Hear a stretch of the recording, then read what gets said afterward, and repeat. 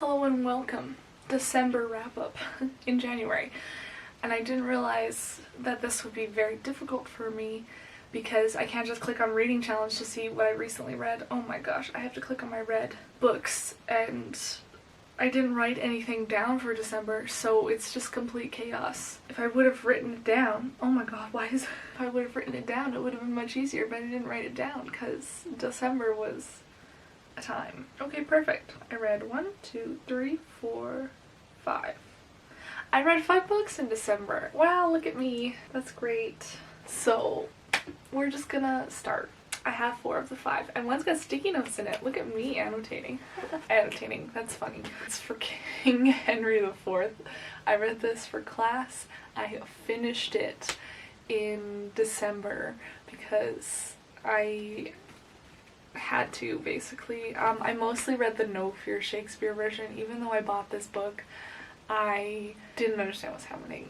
I literally, when I was writing my essay and I found stuff that I wanted, I highlighted the words and then translated them onto the sticky notes into the No Fear Shakespeare version, and then I highlighted those so that I could put them into my essay. And that is how I passed the essay and the class. With flying colors. Like, I think I passed it with an A+. Look at me go. I was like so good. I did not give this one a rating because I read it for class and I didn't think that it needed one. It was very cool. If for those of you who have never read King Henry IV, this is part 1. There's a part 2. If you want to understand what's happening, The Hollow Crown is like a little mini series where they did this play like really, really well, and kind of understand it. I understand the first half really, really well. Second half, not so much. Basically, the king stole King Richard's throne and he's trying to hold on to it, and his son sucks. He's not a good prince. He's like the Prince of Wales, and he just hangs out with the common people and goes to bars and stuff, who's played by Tom Hiddleston, by the way, in The Hollow Crown, which was wild. It was funny to watch. And he hangs out with this dude Falstaff, who's this old guy who's so stupid and not at all a good person. And the king is like, you need better friends, you need to be better as a prince because your cousin is doing way better and he's taking your job. And it's a whole play on that. There's a war at the end that the prince, Prince Hal, as I like to refer to him because I don't want to call him anything else because there's so many words and names for people in this play.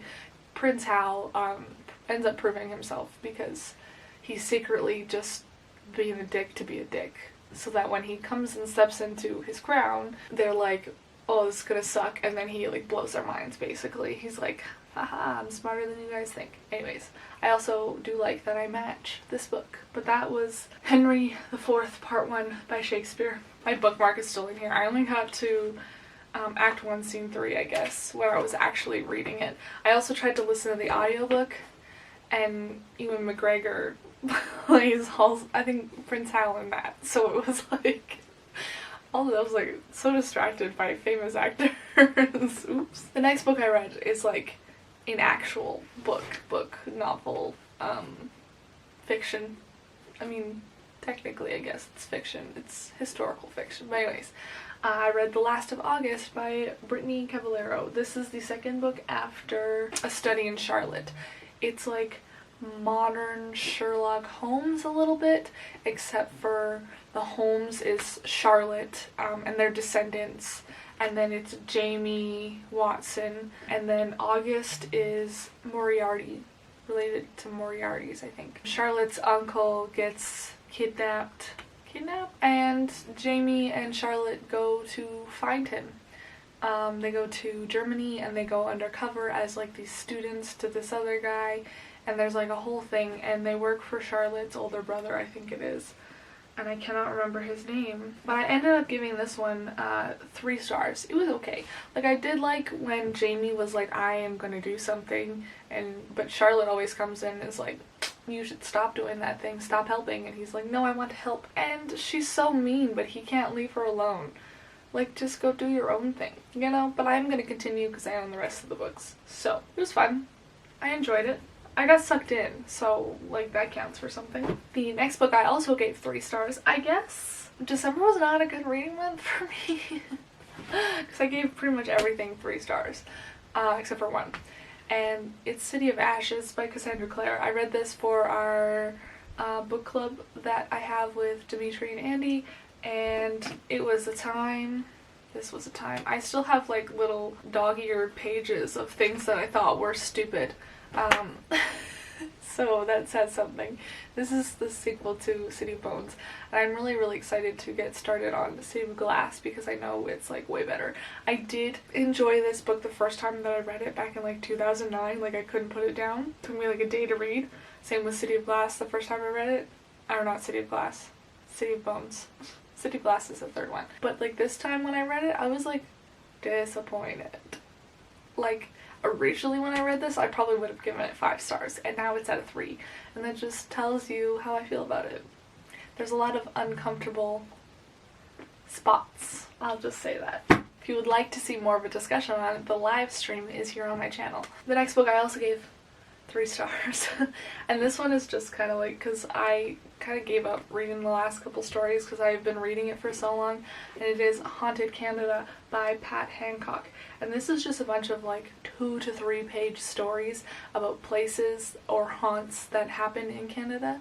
So you can like go through and it will be like, the coffin came back, Prince Edward Island is where it happened. And then like this one is the Prospector Specter. It's in the Yukon Territory. Like, it's only 2 pages basically. Where's another one? Murder for Silence, Hudson, Quebec. Like, all over the place. There are 8 copies of Haunted Canada. This is the first one. I will not be continuing to read the other 8. There was 2 places in here that I've 110% definitely been to. One that I frequent because it's across the street from my favorite used bookstore in this city. That was a bit weird. And one is a hotel that is super famous, and I have definitely stayed in more than once. I used to do this thing at the hotel, actually. It's somewhere, I don't remember if it was one place or the other. But as a kid, we used to go at Christmas time, and they would have like a little stamp activity that you could do, and you would go around to the shops in the hotel and you would get stamps from all of them, and when you completed all the stamps you would get to go through, they had like this chest full of prizes, and you would get to pick out a prize, and it was my favorite activity. I'm pretty sure I've done it more than once. I'm pretty sure it's in the hotel that is in here that I've stayed in. And I also would like to mention that I read this as a kid. I was reading it going, wow, this seems really familiar, and I'm pretty sure that this book is the reason why I don't like Ouija boards originally, which is a weird explanation, but there's some Ouija stories in here. There is also a school that freaked me out because it was really close to where I grew up, and I was like, oh my god, no. Pretty sure my brother did one of his tutoring practicum thingies there. Not practicum, but he tutored there.